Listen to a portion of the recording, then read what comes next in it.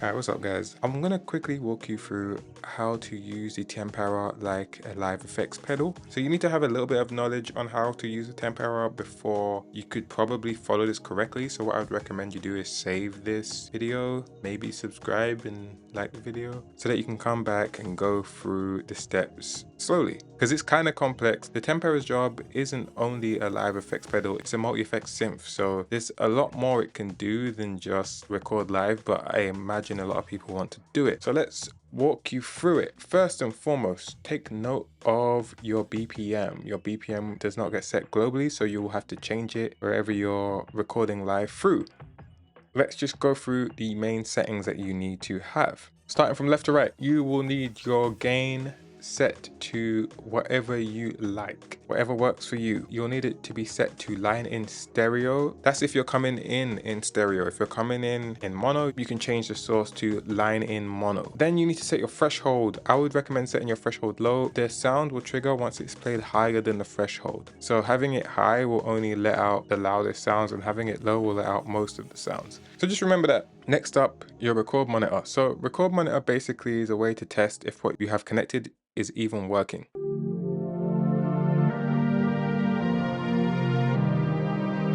Okay, so there you go. You can hear my sounds coming through on my record monitor. I'm gonna turn that off, and so now you won't hear anything. There's a setting here called effects where you can effects send. I genuinely don't know what that's supposed to do. You can try turning it on if it's still not working for you. I have mine all the way to 0 though. In record mode here on the far right, you need to have it set to live grains and then hit the Q record button here on the right. Once you've done that, we're gonna go up here to emitters. Emitters is how the effects hit the sound, right? You have to imagine the sound that is coming in from your synth starting here at the bottom and working its way to the top in the timeline that is sound. Okay, so when you're putting an emitter down, wherever you put it on this timeline will be where it's affected. I'll explain that further in a minute once we get the sound working. Let me turn off record mode.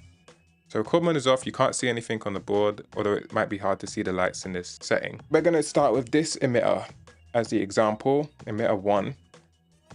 And we're gonna select it, and then wherever you want to record, you're going to hit the first part of the timeline, so the bottom row, and that's where you want the effect to come in first. This is just to get the initial sound through. Then you want to hit edit on your emitter, set your grain length, set your grain density, set your sync time, set all of that.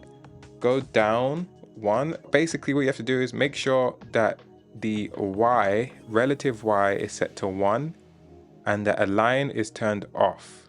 Once you've done that, you're good to go. You can change all the other settings however you like later. So next we want to go into piano. This piano sign here. Put your overlay wherever you want it. I like to have my overlay to right 1/4, so it's just all down this side. This is the keyboard, and this is kind of how you trigger on the sound. Like imagine a pedal and you're pressing the button to have the effects bypassed or not bypassed. So not bypassed means that you have it like that, and bypass means you have it off, right?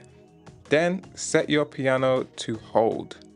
Once you set your piano to hold, it means the notes will hold wherever you press them, okay?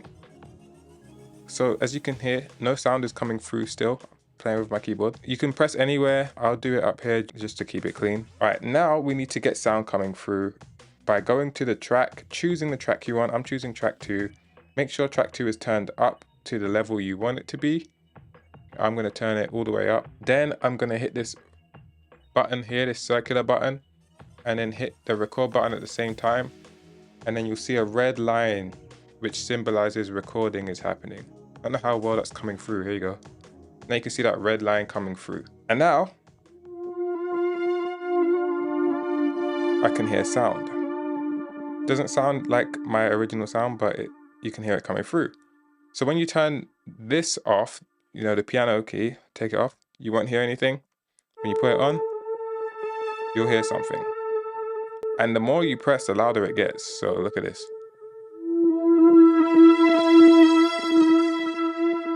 Compared to this. I don't know why that is, but that's something I noticed. And then the whole timeline situation. So like, let's say I put the effect, the emitter, and I have it triggered here. Let's see what that looks like. So I press the key and it starts triggering later because it's later in the timeline.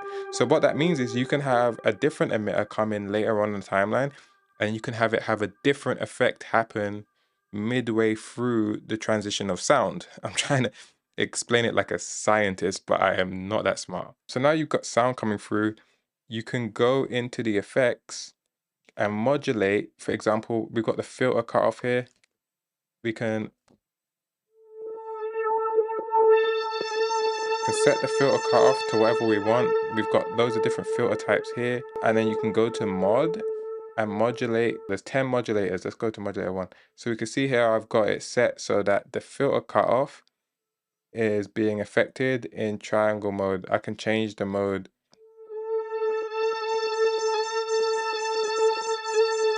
And the impact of that.